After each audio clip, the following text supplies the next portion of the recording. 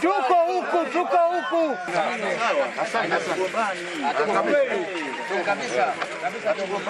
Kabisa.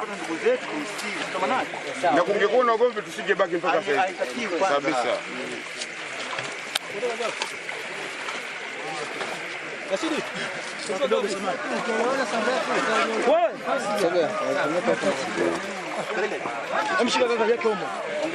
Ndio siko hapa sasa nini?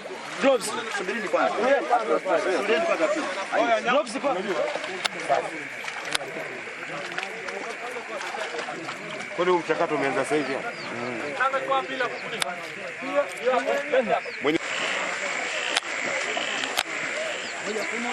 Naitwa mratibu msaidizi wa Jeshi la Zimamoto na Uokoaji Ramadhani Matikwili, mkuu wa Jeshi la Zimamoto na Uokoaji wilaya ya Handeni.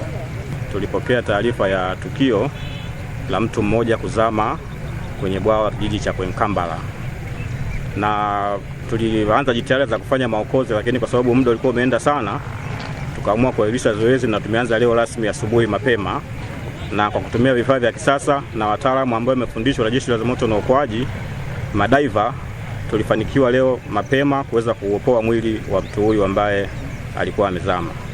Kwa hiyo amechukuliwa na gari la polisi kupelekwa hospitali kwa ajili ya taratibu nyingine. Mimi ni waase tu wananchi na wakazi wa wilaya yetu ya Handeni. Mamlaka ya hali ya hewa TMA wametangaza kuwa kutakuwa na mvua kubwa na zimeshaanza. Kikubwa ni sisi wananchi kuweza kuchukua tahadhari za kina. Kama mamlaka ya hali ya hewa ilivyoelekeza, basi na sisi napaswa kuweza kuchukua tahadhari. Wanasema maji huwa yapimwi kwa macho. Kwa lazima tuhakikishe kwamba watumiaji wa vyombo vya usafiri kwa maana ya endesha bodaboda, magari na kadhalika, tunapokuwa tunatumia vyombo vyetu, tunapokuta maji yamekatiza kwenye barabara, basi tuhakikishe kwamba maji mpaka ameisha yote ndio tuweze kuendelea na safari zetu. Hali kadhalika na wale wananchi ambao tunatumia kwenda kuchota maji kwenye visima, lazima tuhakikishe kwamba eneo hilo ambalo tunalichota maji basi ni eneo salama, kwa sababu wakati mwingine ulikuwa umezoea hilo eneo unachota maji kila siku, lakini mvua imenyesha, lile eneo limezidi kile kina cha maji. Kwa hiyo mwisho wa siku usipokuwa na hiyo tahadhari, unaweza kwenda kuchota maji kwa kuamini kwamba kina ni kile kile, lakini kumbe kina kimebadilika kwa sababu ya mvua kubwa iliyonyesha kipindi kifupi kilichopita. Kwa hiyo lazima kwamba kila mtu kwa nafasi yake hakikishe kwamba anachukua tahadhari ya kina ili kuweza kuepukana na majanga ambayo yangeweza kutokea hapo baadaye. Ambiwa kuna kijana katumbukia bwawani hapa.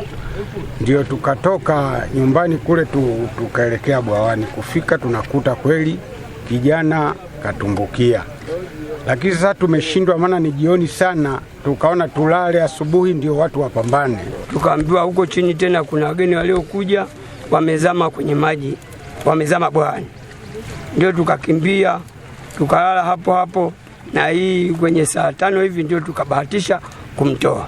Sio kipindi ambacho watu wanatarajiwa wanatakiwa kufika kwenye maeneo kama haya, kwa sababu ni mvua ambazo zinanyesha kwa wingi, zinatoka maeneo mbalimbali ambapo mtu huwezi kujua. Kwa tahadhari tu kwamba kwa sababu unajua kwamba kuna ulinzi, basi watu wasifike katika eneo hili ili kuepusha mambo kama haya yanapotokea.